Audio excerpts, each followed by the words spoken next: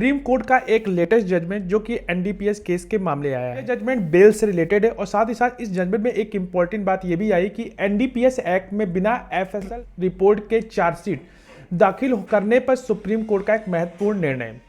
नमस्कार दोस्तों, स्वागत है आपके अपने चैनल। आज हम लोग महत्वपूर्ण विषय पर चर्चा करेंगे जो कि एनडीपीएस एक्ट से जुड़ा है। क्या होता है जब बिना फॉरेंसिक साइंस लैबोरेटरी यानी कि एफएसएल रिपोर्ट के चार्जशीट दाखिल की जाती है? क्या अभियुक्त को डिफॉल्ट जमानत मिल सकती है? सुप्रीम कोर्ट ने हाल ही में इस पर अपनी प्रतिक्रिया दी और चलिए इस केस को विस्तार से समझते हैं। सबसे पहले जानते हैं कि इसका मुख्य मुद्दा है क्या। 13 नवंबर को सुप्रीम कोर्ट की एक विशेष सुनवाई में यह सवाल उठाया गया कि क्या एनडीपीएस एक्ट के तहत एफएसएल रिपोर्ट के बिना चार्जशीट दाखिल करना अभियुक्त के अधिकारों का उल्लंघन है। विशेष पीठ में जिसमें कोर्ट ने यह कहा कि इस विषय पर विचार कर रही थी कि क्या अभियुक्त को डिफॉल्ट जमानत का हकदार माना जा सकता है अगर चार्जशीट में एफएसएल रिपोर्ट नहीं है। सुप्रीम कोर्ट की टिप्पणी।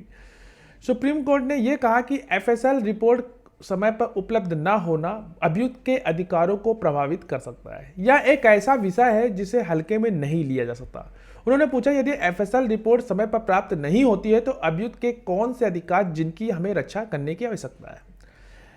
एनडीपीएस एक्ट यानी कि जब्ती, भंडारण और नमूनाकरण और निपटान का जो नियम 2022 में यानी कि नए एनडीपीएस नियम 2022 के अनुसार जांच अधिकारी को नमूना प्राप्त करने के 15 दिनों के भीतर एफएसएल रिपोर्ट मजिस्ट्रेट की अदालत में पेश करनी होती है। इसके अलावा जो रिपोर्ट में देरी की जो स्थिति में जो गुणवत्ता का जो परीक्षण का परिणाम पहले से देना चाहिए और अगले 15 दिनों में मात्रात्मक परीक्षण का परिणाम भी देना होता है। प्रयोगशाला की कमी या प्रशासनिक बाधाएं।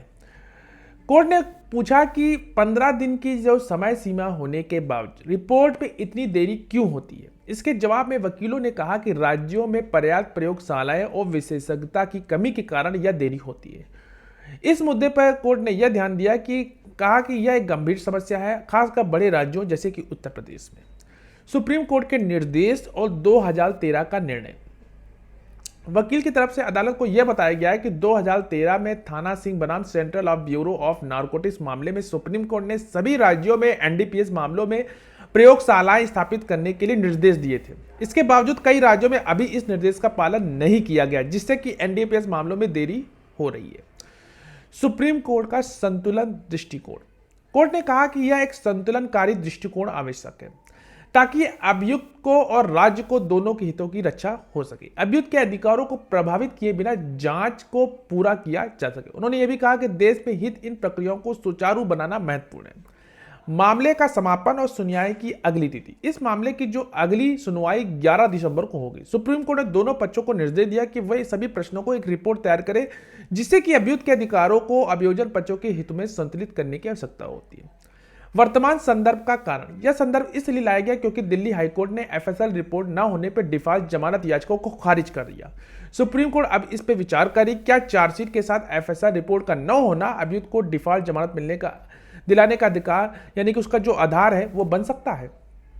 अंतिम विचार। यह मुद्दा केवल एक राज्य का ही नहीं है बल्कि पूरे देश में एनडीपीएस के मामलों को प्रभावित करने वाला है। सुप्रीम कोर्ट ने इस पे सुनवाई आने वाले समय में एनडीपीएस के मामलों में होने वाली देरी और प्रशासनिक कमियों पर महत्वपूर्ण प्रभाव पड़ सकता है। उम्मीद करता है आपको इस वीडियो में एनडीपीएस एक्ट में एफएसएल रिपोर्ट की जो अहमियत और इसके कानूनी प्रभाव के बारे में समझ में आया होगा। अगर आपको यह वीडियो जानकारी पूर्वक लगी हो तो इसे जरूर लाइक करें, शेयर करें और हमारे चैनल को सब्सक्राइब करना ना भूलें। अगली बार फिर मिलेंगे एक महत्वपूर्ण विषय के साथ। तब तक के लिए धन्यवाद।